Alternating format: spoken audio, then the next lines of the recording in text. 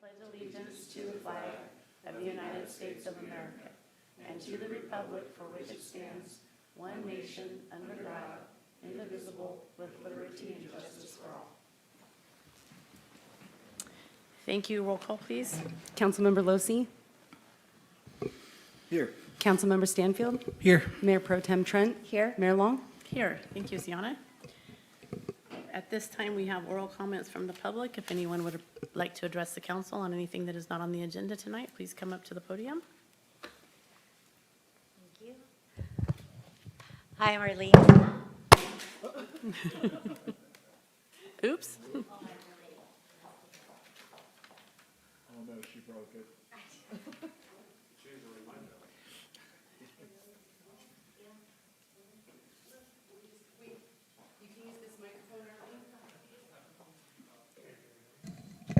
So sorry.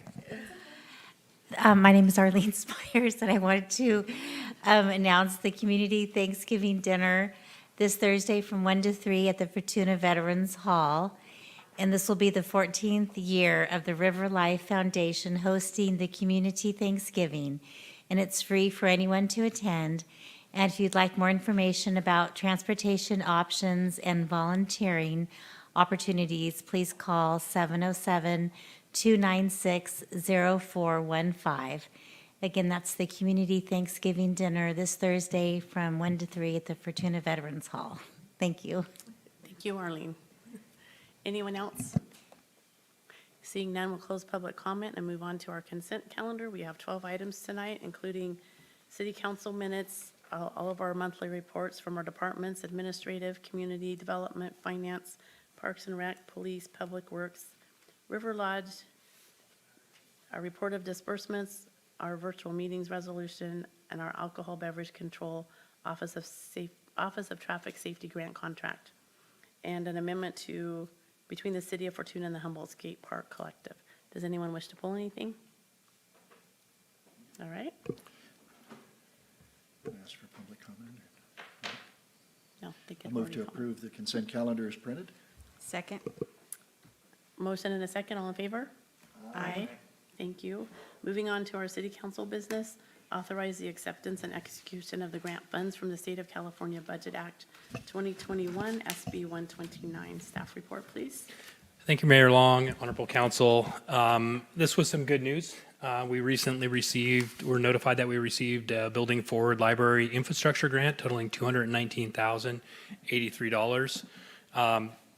This is to improve the library building that the city owns and leases to the county of Humboldt for the library. And just for those who don't know, the city owns a building, and consistent with the MOU, the city provides building maintenance, janitorial, and utilities, and the county pays the staff and operates the library and manages all the library assets. So there's no improvements, there's no provisions in the MOU for who makes improvements to the library building, but really just, again, the maintenance and operation. And on March 7th, 2022, the City Council authorized the submittal of a Building Forward Library grant application to the California State Library.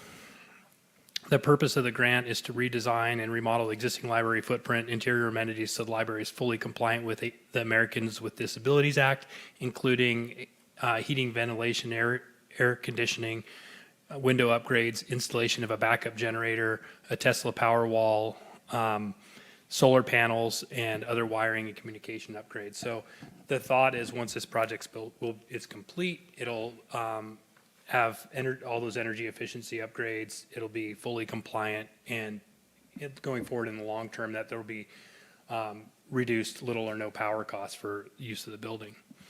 The city was awarded the grant in the amount of $219,083 with a required match of $109,542. The county has agreed to come up with the matching funds, and they have a variety of sources they will be using for those.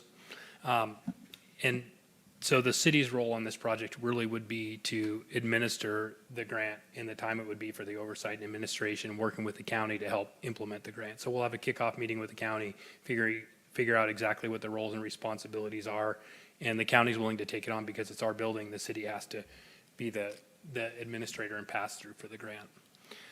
So there's attached to the staff report is a copy of the resolution.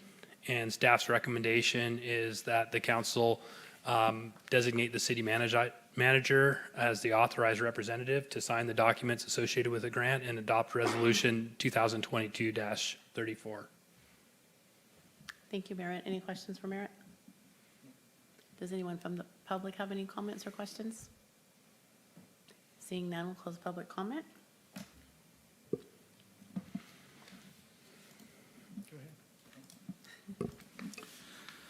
I'd like to make a motion to designate the city manager as the authorized representative and adopt Resolution 2022-34 and read by title only. I'll second. We have a motion and a second. Sienna? Resolution 2022-34, a resolution of the City Council of the City of Fortuna authorizing the grant application, acceptance, and execution of the grant funds from the State of California Budget Act of 2021, SB 129. Councilmember Losey? Yes. Councilmember Stanfield? Yes. Mayor Pro Tem Trent? Yes. Mayor Long? Yes, thank you. Moving on to our city manager's report. Merritt? Thank you, Mayor Long. Just a few items. I wanted to update the public and council with the upcoming meeting dates. Our next regular city council meeting will be on December 5th at 6 o'clock. Our next planning commission meeting the meeting for tomorrow is canceled, so the next regularly scheduled meeting will be on December 13th, also at 6 o'clock. Our next Measure E meeting is on December 20th at 5:30 p.m., and our next Roner Community Recreation and Park District meeting date will be on December 7th, 2022 at 2:30 p.m. So I would recommend anybody in the public who's interested in the pool to attend the next meeting. We will be going over some of the alternatives and some of the estimates of costs for that pool. So it's pretty exciting. There's some prospects of a large donation to be made in a sustained manner to the pool. So it'll be interesting to see how this comes out and really to explore what alternatives that the district wants to move forward with and pursue. So I'm very optimistic with some of the support that the pool appears to be getting at this point. So that meeting is December 7th at 2:30. Yes, in the council chambers. Yeah. I was also, the pre-bid meeting for the new police facility was held last week, and we had a number of interested bidders. Our Public Works Director, Brendan Bird, conducted that meeting, and we've been getting a number of bid questions, which is a really good sign that we're going to have a good bid turnout for that project. Can't say how much it's going to cost, but when you start seeing, people looking at the plans and asking questions, it's a good indicator that they're going to participate. And we had several general contractors that would be capable and reputable for doing that project. So we're excited to have the interest in seeing that project bid and move forward. And the bid opening date is the beginning of December 1st. And so, unless there's other questions that need to be resolved, we should be opening bids on that next week. So a couple of other things I wanted to report. Staff is continuing to work on the mill site specific plan, and we still have been talking and getting input from the developer that's in escrow on a large portion of the mill site property, and we're hopeful that we'll be able to finish the specific plan and have and to gain the support of the future owner of the property. So again, that's one that we've been working on for quite some time, and it's still moving forward. I also conducted with our city clerk and our chamber executive director, we interviewed for FBID staff positions, and we had some very good applicants that we're interested in, and so we're going to do a follow-up interview this week, and then we hope to have somebody in that position in the near future. And then the last thing that we've been working on is doing some logging in the area around Vansell Reservoir to protect the structure. And so that logging should wrap up this week and then clean up the following week. And so we're excited to be getting close to finishing that. And we really were lucky that it's not raining yet any more than it was. So we're looking forward to finishing that project in the near future. So that's all I have for my staff report. All right, thank you. Any future agenda items that we don't have on our list already? Seeing none, council reports. Mike Losey. Thank you, Madam Mayor. I had an RCEA meeting on November 17th, and the board decided to continue the virtual meetings by Zoom until the cutoff date of February 28th, 2023. Sorry. abiding by the state order AB 361, which requires just cause or an emergency for a member to attend virtually. I'm sure Sienna knows all about that. Not the emergency, but the 361. Anyway, after February 28th, and the board will be meeting at the Jefferson Community Center in Eureka after that. The board accepted a report from regarding the Energy Risk Management Quarterly Report, which projects an increase in PG&E rates of roughly 3%. Likewise, RCEA will be raising their rates by the 3%, but customers could probably realize or receive a small rebate later next year. The report included a forecast which indicates RCEA will finish November with an expected net revenue of $6.07 million, which is good. That money will go into our reserve program, and with an expected target of $35 million by the end of 2023. Sounds like a large amount of money, and it is, but remember, RCEA deals with an annual budget in excess of $100 million in energy costs that can fluctuate tremendously by millions of dollars. And that's from one year to the next, and many of the causes of those fluctuations are the weather. So we have no control over those kinds of things. If you remember, a couple years back, they had a huge, that was a summertime heat wave in Texas, and it lasted for weeks and weeks, and that affected our energy price and costs here in California. So those fluctuations as far as cost of energy can go millions of dollars. So a large reserve is necessary to have on board, because there are points when we need to borrow if we don't have that reserve. And that was the case last year. We had to borrow $6 million, and the Blue Lake Rancheria, they were good enough to loan that money, and we just this month, RCEA was able to pay that $6 million back. So we're free from that. But that's some of the reasoning why we need such a large reserve going forward. Our CEA is going good. Looks like all is well there. I didn't have a LAFCO meeting. It was canceled this month, so that will be coming up in another 2 months. That's all. Thank you, Mike. Jeremy? So I had the opportunity to go to the Historical Society, or Historical Commission meeting for Mike Johnson. He was out of town, or headed out of town, and that was my first one as an alternate, so that was pretty cool to see how that process works and see the different, I'll call them artifacts coming in that are donated to the museum, and saw a 1947 commencement ceremony program for Fortuna High School. It's kind of neat to tell on people how old they are, but and then and they had an unveiling amongst the committee members of the new book that's coming out for the Rodeo Association. So that should and hopefully will be out and available by Christmas time for gifts, for a coffee table book, hopefully. And then Parks and Rec Commission, I haven't met with them since the last meeting, but I just wanted to hit a few highlights on the staff report. We're getting new old growth redwood gutters and replacing the fascia board on the Depot Museum, keeping it period by doing the real wood gutters, and that was donated by the Rodeo Association.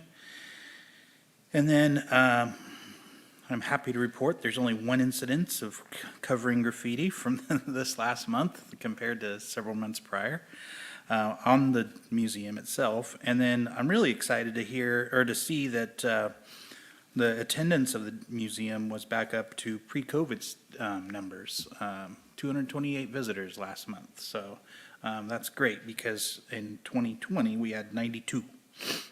So nice to see our museum being utilized by the public, and also they will be getting ready to decorate in 1922 Christmas, so 100-year, and then along with the caboose and everything else that they do all year round. But just this whole bullet point list of everything that the Parks and Rec Department does that keeps our place beautiful, including, you know, damage by a vehicle to some of the picnic area and things like that, that we get to drive by and see how pretty our parks are, but we don't realize all the effort that it takes to keep them that way. So I just wanted to say thank you to the Parks Department.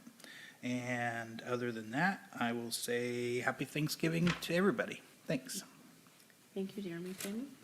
I'll add on to that a little bit. There was I don't know if you had an opportunity to read it it's on Facebook on Fortuna Happenings. There was a really nice article, or somebody had written something in there about how nice the parks are. So if you haven't seen it, look it up, because that's a nice compliment for the Parks Department too. Did you get to see that, Jeremy? I didn't. Oh, yeah, it's on there. It's a nice article.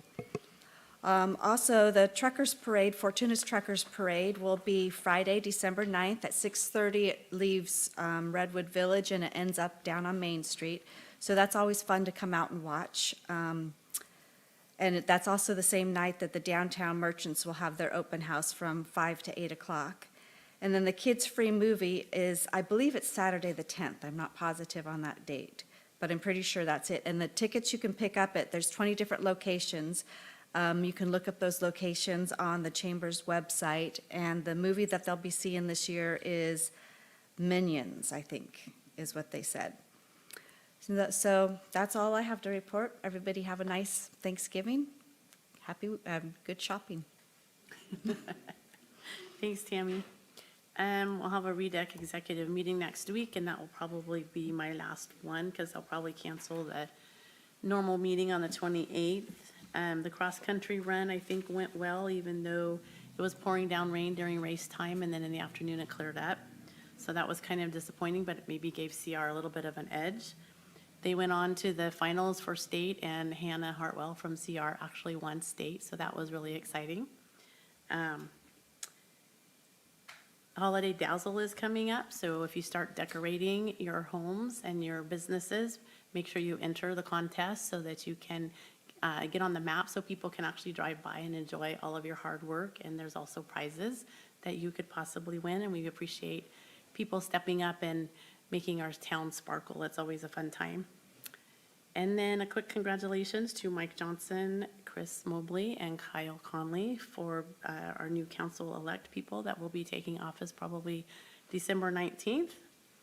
And with that, I think our meeting is done. Motion to adjourn. Second. All in favor? Aye. All right, thank you, guys.